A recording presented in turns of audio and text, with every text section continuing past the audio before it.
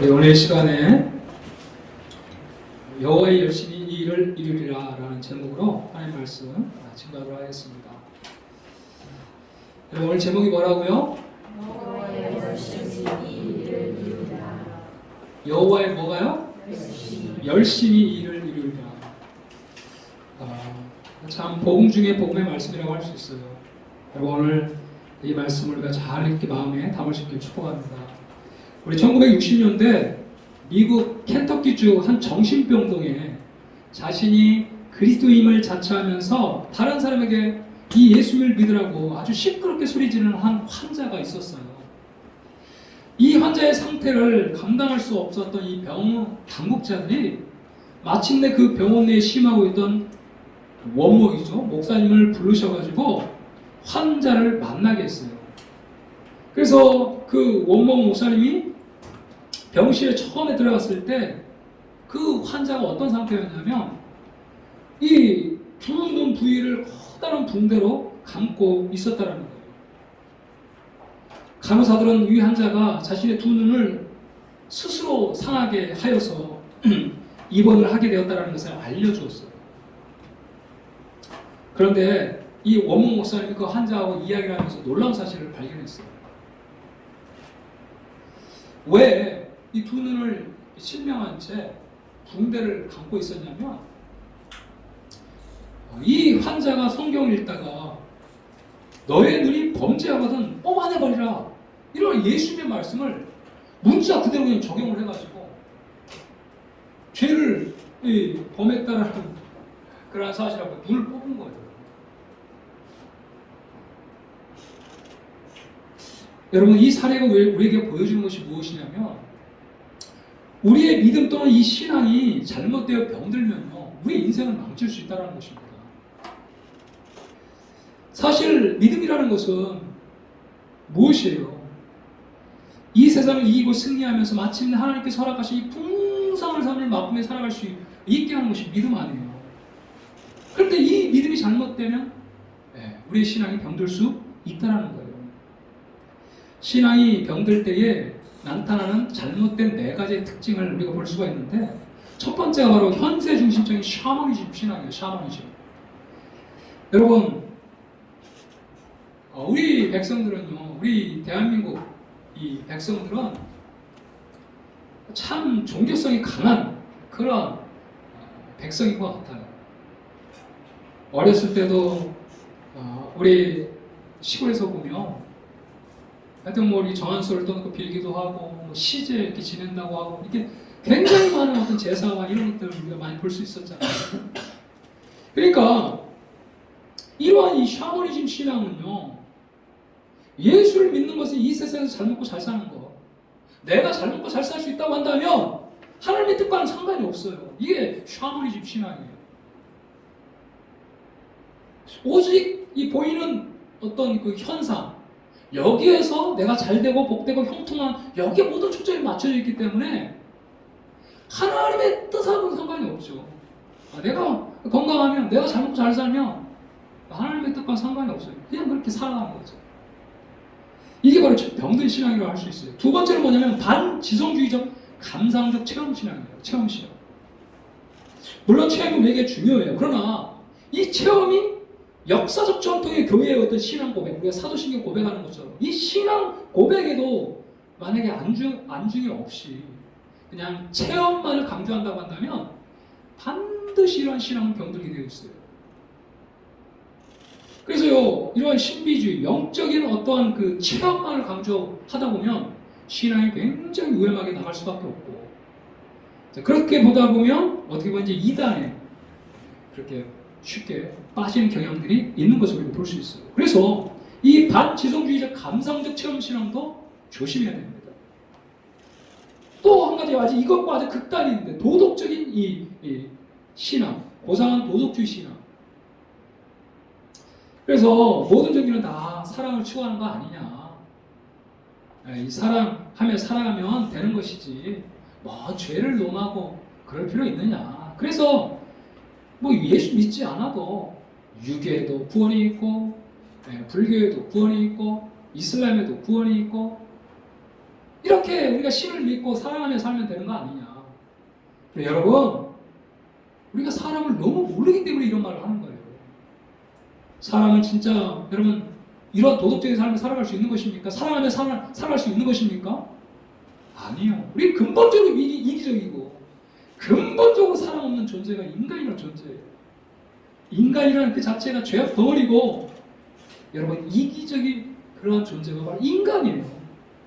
그래서 모두가 다 고상한 삶, 이 도덕적인 신앙을 추구하지만 그러한 삶을 살아갈 수 있어요, 없어요? 없어요. 이게 인간의 한계예요. 그렇기 때문에 여러분 예수 이분만이 유일한 구원자, 이 죄의 문제를 해결해서 우리로 하여금 진정한 사랑의 삶을 살게 하신 분이 예수님밖에 없다는 거죠. 네 번째로 형식과 습관에 길들여진 이 종교의식 신앙, 바로 바리새인과 같은 그러한 신앙이에요. 하나님을 제대로 알지 못하면서도 그 형식은 남아있어요. 그래서 열심히 기도도 하고 금식도 하고 그렇지만 어떻습니까? 하나님을 진정으로 사랑하는 마음은 없는 거죠. 모태신앙인들이 이렇게 이제 빠질 가능성이 많아요. 겉 형식은 중요하지만 그 안에 진정으로 중요한 것을 찾지 못하는 거예요. 그래서 신앙이 형식화되고 나태해지고 마치 주일 하루 이렇게 지키는 것도 성수하는 것도 정말 버겁고 힘든. 여러분 왜 이러한 병든 신앙이 발생하는 것이죠?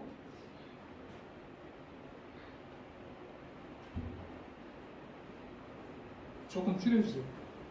좀 추운 거예요. 왜 이런 병든 신앙이 여러분 발생하는 것입니까? 신앙의 본질을 놓쳐버리기 때문입니다. 신앙의 본질. 그죠? 신앙의 본질을 놓쳐버리면 우리의 신앙은 병들게 돼 있어요. 우리의 믿음은 병들게 돼 있어요. 여러분 신앙의 본질은 무엇일까요? 신앙의 본질은 다른 게 아니에요. 우리 한번 따라서 해봅시다. 신앙의 본질은 하나님을 알고 하나님을 사랑하는 것이다. 여러분 아멘입니까? 호세아 6장 6절을 한번 같이 한번 읽어볼까요? 호세아 6장 6절 시작. 나는 인애를 원하고 제사를 원하지 아니하며 번제보다 하나님을 아는 것을 원하노라. 이게 바로 신앙의 본질이에요. 하나님이 진짜 원하는 것은 인애죠. 인애. 사랑이에요. 사랑. 위로는 하나님을 사랑하고 우리 사람들끼리는 서로를 사랑하는. 그뿐만 아니라 이 하나님이 어떤 분인가를 알고 정말 하나님을 사랑하는 것, 이것이 신앙의 본질인데 우리는 하나님을 아는 것을 게을리해서는 안 되는 것이에요. 우리의 믿음은 하나님이 어떤 분인가를 지식적으로만 알 뿐만 아니라 그 지식적으로 아는 하나님을 우리의 삶 가운데 경험할 때 우리의 믿음이 한 단계 자라가고 하나님을 더 인격적으로 신뢰하고 의지하는 어떤 순간에서도 그 하나님을 바라보면서 우리가 나아가게 되는 줄로 믿습니다. 어떤 한 사람을 사귈 때도 마찬가지잖아요. 만약에 그 사람이 사기꾼이라고 한다면 사귀겠어요? 그래서 사람은 오랜 동안 함께 서로를 경험해보는 게 중요하죠. 그래서 그 사람이 어떤 사람인가를 알게 될 때 전폭적으로 신뢰하고 믿고 함께 그렇게 일을 하고 한 것이죠. 여러분 우리의 믿음도 바로 여기에 있어요. 아주 단순해요. 신앙이라는 건 단순해요. 하나님을 알고 그 하나님이 어떤 분인가를 알고 그 하나님을 사랑하는 것이에요. 그것이 바로 신앙의 알파 오메가라고 할 수 있어요. 그런데 교회 나오면서도 하나님이 어떤 분인가를 알기를 소망하지 않고 그 하나님을 우리의 마음으로 사랑하지 않는다고 한다면 우리의 신앙은 병든 거예요. 본질에서 벗어나고 있다는 거예요. 여러분 신앙의 알파 오메가 본질은 하나님을 알고 하나님을 사랑하는 것인 줄로 믿습니다. 어제 제가 우리 서울신대 과거 총장을 하셨던 그 교수님이 우리 4층에 그 개인 서재죠. 서재. 우리 바로 위에 개인 서재가 있더라고요. 그래서 책을 열심히 나누고 있길래 제가 이제 도와드렸죠. 도와드렸더니 막 책을 엄청 잔뜩 주셨어요. 그 중에 정의에 대한 그 책, 윤리에 대한 책을 저한테 주시더라고요. 그래서 그걸 딱 봤더니 아주 이런 그분이 쓰신 이제 책인데 이런 기가 막힌 표현이 있었어요. 하나님을 사랑함이 정의로서 구체화되고 정의가 행해짐으로써 평화가 이루어지는 것이 바로 기독교다. 이렇게 여러분 한번 잘 곰곰이 생각해 보십시오. 이게 정말 이 복음을 그대로 담고 있는 거예요. 하나님을 사랑함이 정의로서 구체화되고, 그죠? 그리고 그 정의가 행해짐으로써 하나님의 샬롬, 평화가 이루어지는 거예요. 하나님의 사랑은 정의로서 구체화되어야 되는 줄 믿습니다. 하나님을 사랑하는 것이 그냥 말로만 되어지는 게 아니고 우리의 삶을 통해 표출이 되어야 된다는 거예요. 그리고 그 정의가 행해짐으로써 하나님의 샬롬이 이루어지는 것이죠. 여러분 참된 신앙의 본질은 바로 하나님을 알고 하나님을 사랑하는 것이에요. 여러분 여기에 우리의 믿음이 자라게 되어 있고 우리의 신앙이 성장하게 되는 줄로 믿습니다. 오늘 본문은 우리에게 하나님이 어떤 분인가를 정말 잘 보여주고 있어요. 오늘 말씀을 통해서 우리 하나님을 더 깊이 만나는 그런 은혜를 누릴 수 있기를 축복합니다. 오늘 본문은 남유다의 13대 왕, 바로 이 히스기야가 25살의 왕에 이제 즉위하게 됐는데 왕위에 오른 지 14년이 지난 바로 그 시점에서 누가 쳐들어오죠? 누가 쳐들어옵니까? 아수르.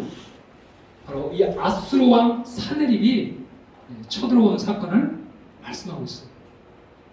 당시 가장 강대국은 바로 이 아수르였어요. 아수르가 전 세계를 점령하고 있는 그러한 시대였어요. 먼저 이 아수르가 히스기야 왕이 왕위에 오른 지 4년째 되는 때, 그 이스라엘은 그 남유다와 북이스라엘과 남유다로 이렇게 분열이 되지 않습니까? 근데 이 북이스라엘이 히스기야가 4년째 되는 바로 그 해에 사마리아 성, 북이스라엘의 수도인 사마리아 성이 결국은 멸망하게 됩니다. 바로 아수르에 의해서 멸망이 된 거예요. 그런데 바로 이 시점에서 유다가 어떠한 지금 상태였냐면 우리 조국 대한민국도 중국과 미국의 눈치를 보면서 항상 이 줄다리기를 하잖아요. 어디에 설 건가? 그죠? 그것처럼 이 이스라엘도 강대국 사이에 지금 유다도 강대국 사이에 끼어 있는 거예요. 아수르. 그리고 그 아래는 대제국도 애굽이 있었거든요. 그러니까 아수르의 편을 서야 되나? 아니면 애굽의 편에 서야 되나?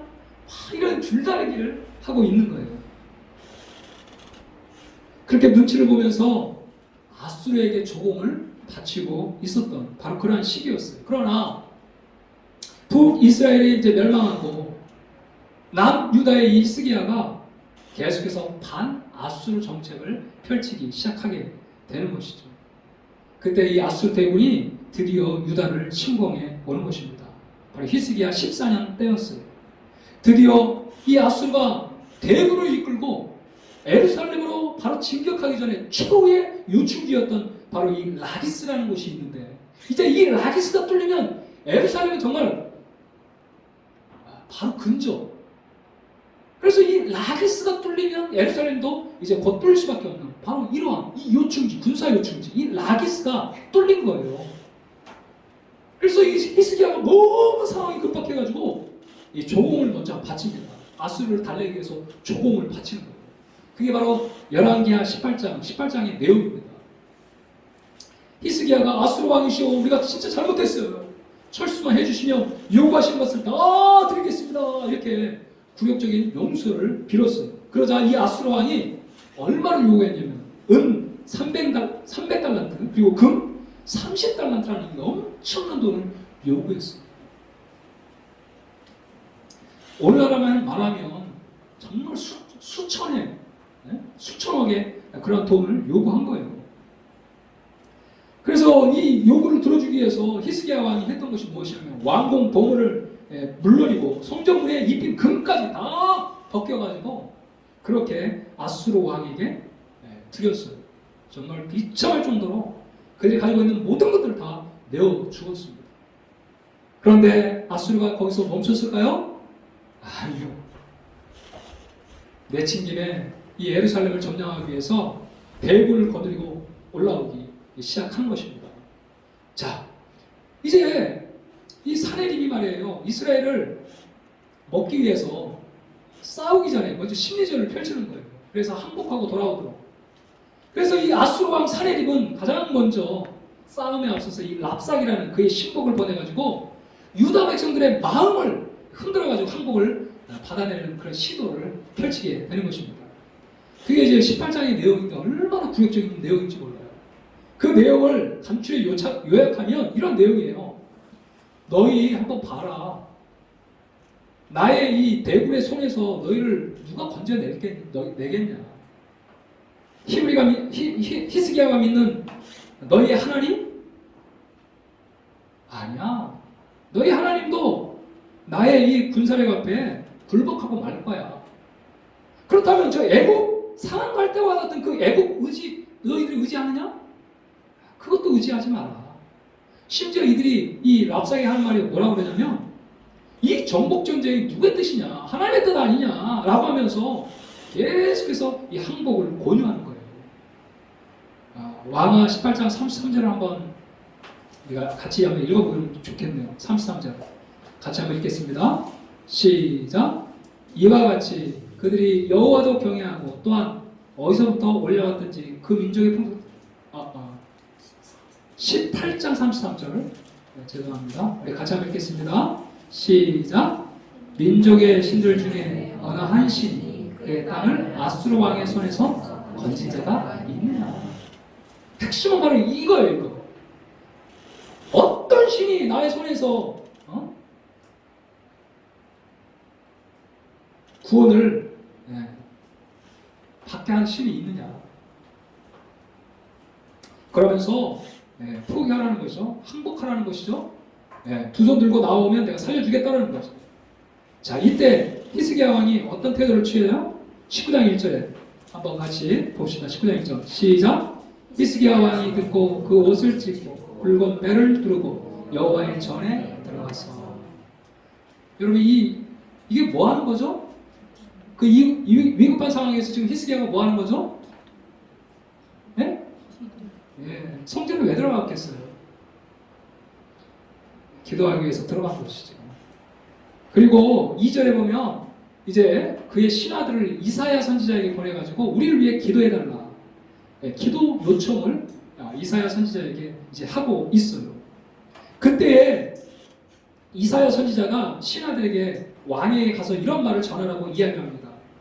자, 6절과 7절을 한번 같이 읽어봅시다. 시작. 이사야가 그들에게 이르되 너희는 너희 주에게 이렇게 말하라. 여호와의 말씀이 너는 아수르 왕의 신복에게 들어온다. 나를 모욕하는 말 때문에 두려워하지 말라. 내가 한 명을 그의 속에 두고 그리고 소문을 듣고 그의 본국으로 돌아가게 하고 또 그의 본국에서 그에게 칼에 죽게 하리라 하셨느니라 하더라. 하나님께서 한 영을 보내시는데 하나님이 그 사자를 통해서 모든 분들을 죽이시고 그리고 그가 이제 고국으로 돌아가는데 그 고국에서 돌아가서 결국은 자기 부하에게 죽게 될 것이다. 이런 예언을 이사야를 통해서 이제 응답을 받게 됩니다. 자, 그 응답의 소식을 듣고 히스기야가 이제 랍삭에게 받은 그 치욕스러운 편지를 펴놓고 성전에서 기도해요. 14절 한번 보시기 바랍니다. 14절 어떻게 기도하는지. 히스기야가 사자의 손에서 편지를 받아보고 여호와의 성전에 올라가서 히스기야가 그 편지를 여호와 앞에 펴놓고 우리 15절 시작. 그 앞에서 히스기야가 기도하되 그릇들 위에 계신 이스라엘 하나님 여호와여 주는 천하 만국의 홀로 하나님이시여 주께서 천지를 만드셨나이다. 아멘. 이러면서 하나님 앞에 이제 기도하는 것입니다. 자, 그때에 우리가 20절에 보면요, 하나님은 이사야 선지자를 통해 하나님께서 이사야의 기도를 들었다고 말씀하시면서 하나님을 대적하는 아수르의 운명을 다시 한번 말씀해 주고 있어요. 20절 아모스 아들 이사야가 히스기야에게 보내 이르되 이스라엘은 여호와의 말씀이 내게 아수르 왕 사내 때문에 내게 기도하는 것을 내가 들었다. 가장 위급한 순간에 하나님 앞에 기도하는 히스기야. 하나님은 이사야 선지자를 통해서 하나님이 그 기도를 들으셨다고 말씀해 주고 있다는 거예요. 사랑하는 여러분, 가장 위급한 순간에 사람이 어떤 태도를 취하느냐에 따라서 그의 믿음을 볼 수가 있어요. 계속해서 주변 국가를 여러분 히스기야가 왔다 갔다 한 게 아니에요. 성전에 들어가서 금식을 하면 하나님 앞에 기도해요. 여러분 우리의 삶에도 이런 태도가 필요한 줄 믿습니다. 자, 그때에 하나님께서 바로 이 놀라운 기도에 응답하셔서 우리 마지막 한번 결론을 35절 37절에 한번 보세요. 어떻게 하나님 응답하셨어요? 이 밤에 여호와의 사자가 나와 아수르 진영에서 군사 18만 5천 명을 친지라. 아침에 일찍 일어나 보니 다 뭐가 되어버렸어요? 송장이 되어버렸어요. 아수르 왕 사네립이 떠나가서 니느웨에 거주하더니 그가 그의 신 니스룩의 신전에서 경배할 때에 아드람 멜락과 사라셀이 그를 칼로 쳐 죽이고 아라라 땅으로 그들이 도망하며 그 아들 에스사라돈이 대신하여 왕이 되니라. 그 예언은 그대로 하나님께서 그 말씀을 이루셔가지고 사네립이 돌아가서 결국은 그의 아들에게 죽음을 당하고 그의 운명이 끝이 나는 것입니다. 자, 오늘 이 말씀을 한번 보시기 바랍니다. 여러분 우리가 분명히 알아야 할 사실은 하나님의 열심히 이 일을 이룬다는 사실이에요. 우리 31절을 우리가 읽지 않았는데 오늘 제목의 말씀을 한번 같이 읽어봅시다. 19장 31절 시작. 남은 자는 예루살렘에서부터 나올 것이요 피하는 자는 시온산에서부터 나오리니 여호와의 열심히 이 일을 이루리라 하셨나요? 할렐루야. 여호와의 열심히 이 일을 이룬다는 사실이에요. 여러분 하나님은 지금도 열심을 가지고 이 세상을 운영하고 있는 줄로 믿습니다. 이 사실을 알아야 돼요. 여러분 이것이 복음이에요. 이것이 하나님이 열심을 가지고 일한다는 것이 진짜 복음이에요. 세상의 모든 종교는요 다 자기의 열심으로 신을 찾아갑니다. 내가 무언가를 해야지, 내가 열심히 무언가를 노력해야지 하나님이 응답하실 것이다. 그래서 정한수를 떠놓고 그리고 이 불교에서는 108 이 절을 하잖아요. 108배를 하잖아요. 그래야지 이 신이 감동해서 내 기도를 들어주실 것이다. 그런데 여러분 기독교는 그 모든 세상 종교와는 다르게 하나님이 먼저 일하신다는 사실이에요. 할렐루야. 하나님이 먼저 일하는 것이 기독교예요. 이게 그렇기 때문에 복음이에요. 하나님의 그 열심을 우리가 떠올릴 때 여러분 가장 정확하게 복음을 이해하는 거예요. 복음이 무엇이냐? 하나님이 먼저 일하신다는 거예요. 우리의 열심 이전에 누가 먼저 일하신다고요? 하나님이요. 하나님이요. 이 하나님을 아셔야 한다고요. 첫 번째로 우리가 분명히 알아야 할 사실은 하나님이 열심히 이 일을 이룬다고 말씀하고 있는데 무엇을 이루냐면 하나님을 대적하는 교만한 자를 하나님 반드시 심판하신다. 이것이 바로 하나님의 첫 번째 열심입니다. 여러분 하나님이 일하시는데 하나님을 대적하여 교만한 모든 자를 하나님 반드시 심판하신다는 것이 바로 첫 번째 하나님의 열심이에요. 열심.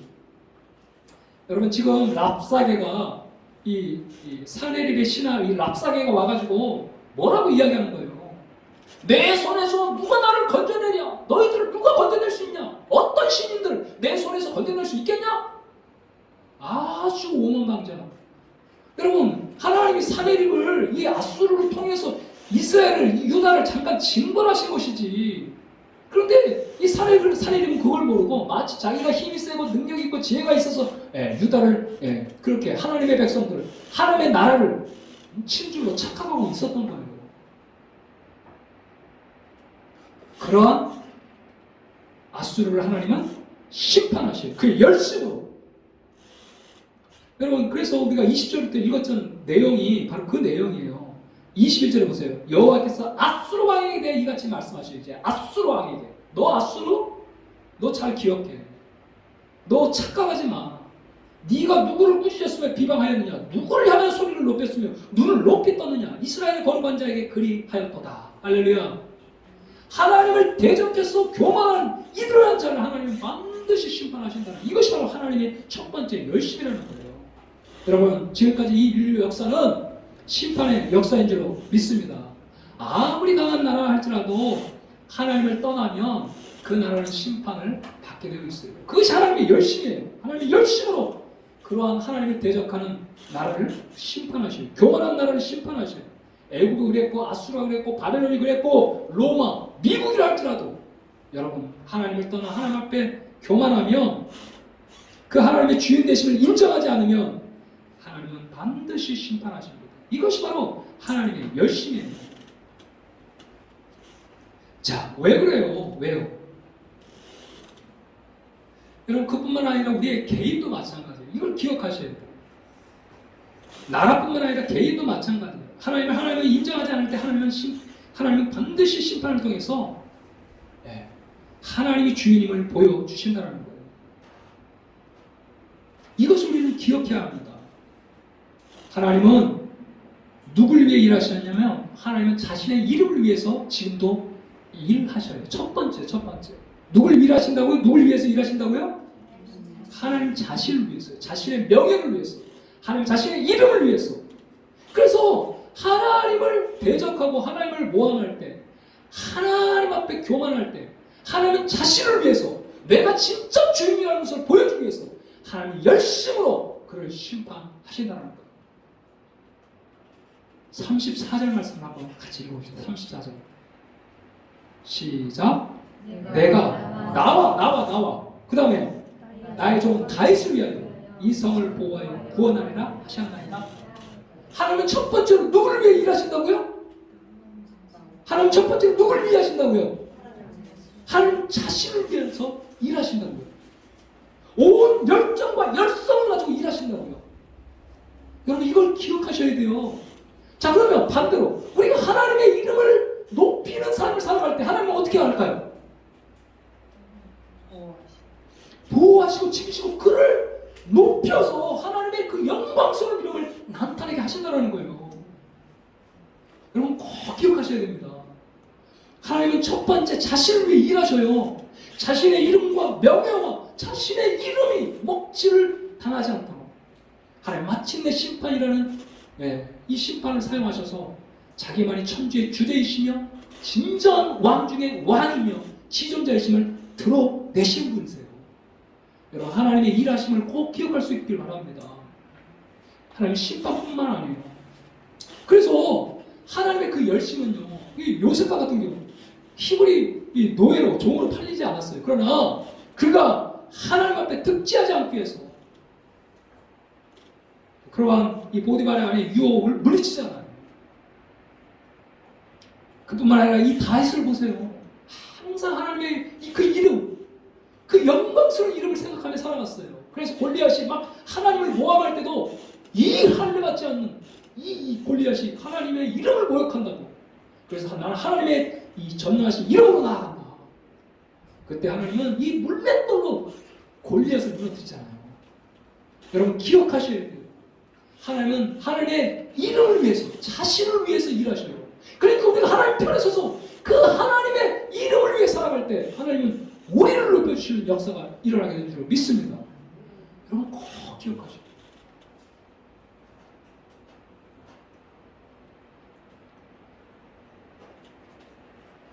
하나님은 자신의 이름을 위해서 일하십니다. 누구를 위해서 일하십니다. 두 번째로 우리가 34절에 보면 누구를 위해서 또 두 번째는 나와 그 다음에요 나의 종 34절에 우리가 지금 하나님의 열심을 좀 살펴보고 있잖아요. 그 하나님의 열심이 언제 나타난다고요? 자신을 위해서. 하나님의 그 이름, 그 이름이 하나님이 가장 중요해요. 그뿐만 아니라 또 누구를 위해서 나타나요? 나의 종 다윗을 위하여 이 성을 보호하여 구원하리라 하셨나이다. 바로 왜 나의 종 다윗을 위해서요? 하나님은 다윗과 언약을 맺으셨거든요. 언약을. 여러분, 두 번째 하나님의 그 열심은 자기 백성들과 맺은 언약을 지키기 위해 여러분 일하고 있는 줄로 믿습니다. 예, 그 백성을 향한 그 열정 때문에 이스라엘이 존속할 수 있었던 거예요. 여러분 처음 하나님과 언약을 맺은 사람이 이 아브라함 아닙니까? 하나님은 그 열심으로 아브라함을 지키시고 보호하시고 마침내 그 하나님의 열심으로 아브라함을 믿음의 거장으로 하나님께서 그를 인도해 가시는 거예요. 아브라함이 처음부터 믿음이 탁월해서 아니에요. 여러분 우리가 아브라함 삶을 살펴봤잖아요. 가는 곳곳마다 자기 아내를 누이라고 속이고 하나님의 그 약속을 기다리지 못하고 하갈을 아내로 또 처음으로 맞아들여가지고 또 이스마엘을 낳고 여러분 처음부터 뭐 아브라함이 믿음의 거장이 아니에요. 하나님의 그 열심히 그를 믿음의 거장으로 여러분 세운 줄로 믿습니다. 그리고 이스라엘 백성들 한번 보시기 바랍니다. 그들이 출애굽해가지고 광야에 나왔을 때 여러분 그들이 성군이 되었나요? 나오자마자 뭐부터 시작해요? 원망하고 불평하고 그냥 가는 곳곳마다 물이 없다, 먹을 것이 없다, 내가 차라리 애굽에서 살았으면 좋았을 뻔했다 하면서 막 하나님 앞에 원망과 불평을 해요. 그러한 이스라엘을 하나님 바꾸셔서 하나님 나라를 이루어가는 그러한 백성으로 만들어 가시잖아요. 이스라엘은 정말 가장 작은 나라 중에 소국 중에 소국이에요. 그러한 나라를 들어서 하나님은 그의 영광을 드러내시는 거예요. 이게 바로 하나님의 열심이라는 거예요. 여러분 다윗을 보십시오. 목동에 불과한 막내 아닙니까? 누구 하나도 거들떠보지도 않는 막내예요. 막내. 사무엘이 찾아갔을 때도 엘리압 가장 키가 크고 장남이 엘리압부터 시작해가지고 이제 더 없습니까? 물어보니까 저기 목동 지금 양치고 있다고. 그를 불러오십시오. 여러분 가장 연약하고 부족한 다윗, 이러한 다윗을 하나님이 그 열심으로 이스라엘 성군으로 만들잖아요. 목동에 불과한 그 다윗, 그 다윗이 어떤 탁월하고 거룩하고 능력이 있고 그래가지고 하나님 앞에 쓰임받는 게 아니고요.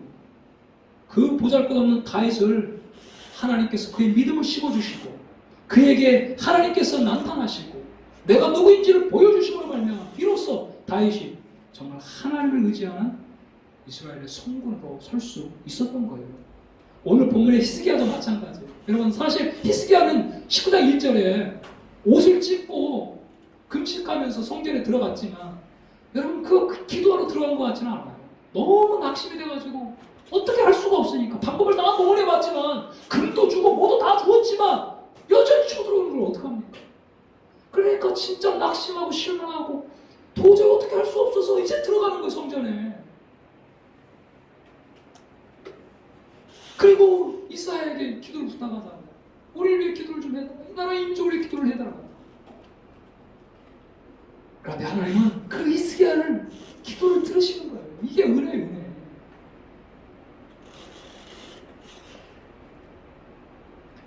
그렇게 여러분 하나님의 열심을 하나님의 은혜라고 이렇게 바꿀 수가 있는 거예요. 세상의 모든 종교는 아까 말씀드렸듯이 다 자기 열심으로 신을 찾고 자기 열심을 다해서 신을 감동시켜 문제를 해결하는 것이 종교라고 한다면 기독교와는 그 반대 인간의 열심이 아닌 하나님의 열심이 우리를 구원해내고 하나님의 열심이 오늘도 하나님 앞에 우리를 서게 한다는 거예요. 여러분 유대인이 왜 실패하는 거예요? 우리가 로마서에 보면 유대인들이 왜 실패했어요? 로마서 11장에 보면 하나님의 열심보다 자기의 열심을 추구했기 때문에 이스라엘 백성들이 실패했다고 말씀하고 있는 거예요. 하나님의 그 은혜를 구하지 않고 자기의 열심으로 신앙생활을 하려고 했기 때문에 이스라엘이 실패했다고 말씀을 하고 있는 거예요. 사랑하는 여러분, 우리가 구원받는 것이 우리의 노력으로 된 것입니까? 우리의 하나님의 열심이 우리를 구원해낸 것이 아닌 것입니까? 그래서 하나님의 열심은 하나님의 은혜로 바꿀 수 있는 거예요. 하나님의 열심이 이 일을 이루었느니라.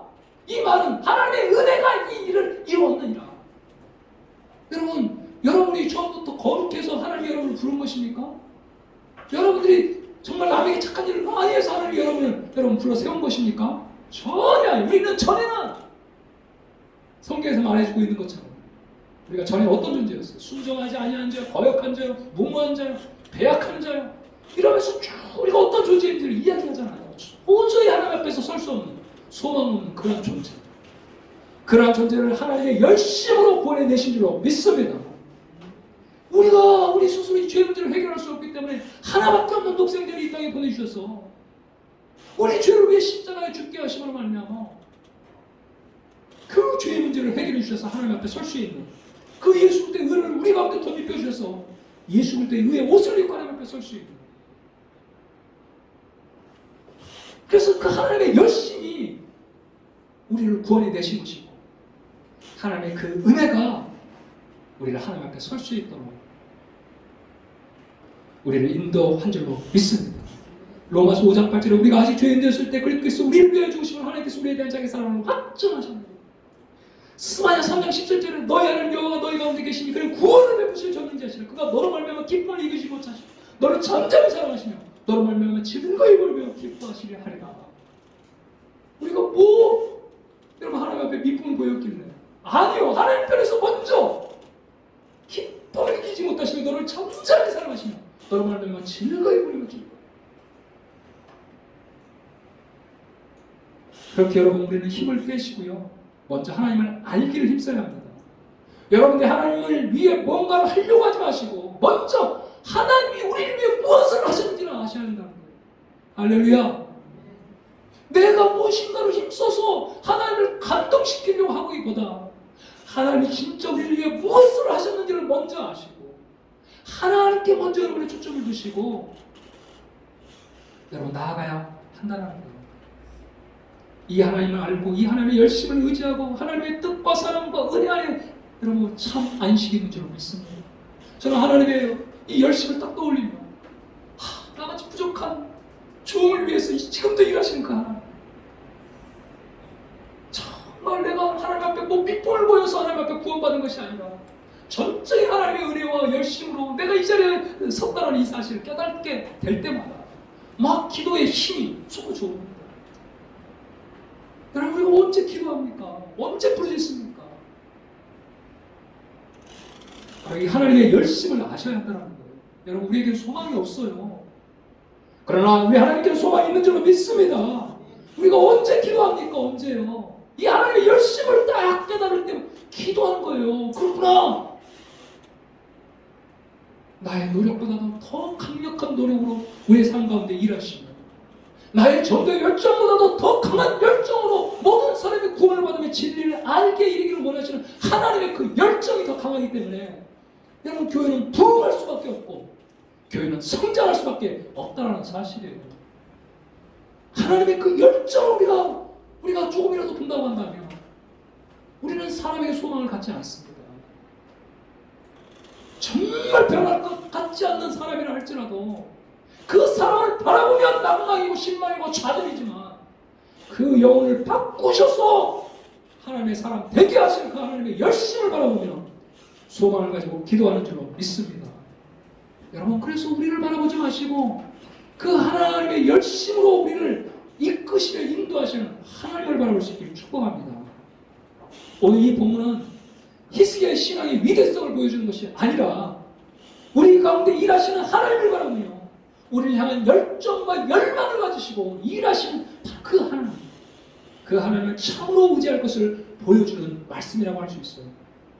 사랑하는 여러분, 우리 향한 하나님의 열심을 기억하십시오. 하나님 지금도 일하십니다. 이 하나님을 붙들고 하나님께 기도하십시오. 하나님 자신의 택한 그러한 사람들에게, 그러한 영혼들에게 열정과 열심으로 응답하실 줄로 믿습니다. 여러분, 여호와가 이사야가 바로 이 히스기야에게 알려준 이 사실이 바로 이 사실이에요. 여호와의 열심히 이 일을 이루리라. 할렐루야. 이것이 복음이에요. 이것이 복음. 내가 무언가를 하려고 노력하긴 앞서 하나님이 날 위해 무엇을 하셨는지, 그 하나님이 어떤 분인지, 하나님이 얼마나 열심을 가지고 내 삶을 이끄시며 인도해 가시는 분인지, 얼마나 그 하나님의 사랑이 강권적으로 내 삶 가운데 임하고 있는지, 그 하나님의 열심을 먼저 볼 수 있기를 축복합니다. 여러분, 그리할 때에 우리도 히스기야처럼 놀랍게 응답받는 은혜의 역사가 있게 되는 것이에요. 여러분, 이스라엘 군사가 당해서 18만 5천 명이 죽은 건 아닙니다. 하나님의 사자가 하루아침에 그를 치니까 순간 다 무너지는 거예요. 하나님이 하십니다. 하나님이 일하십니다. 우리 앞서 하나님이 하셔요. 여러분, 내 자신을 바라보지 마시고 우리 가운데 일하시며 그 열심으로 우리를 마침내 하나님의 자녀로 세울 하나님을 바라보며 나아가는 저 여러분이 되기를 간절히 축복합니다. 우리 함께 찬양 부르시고 기도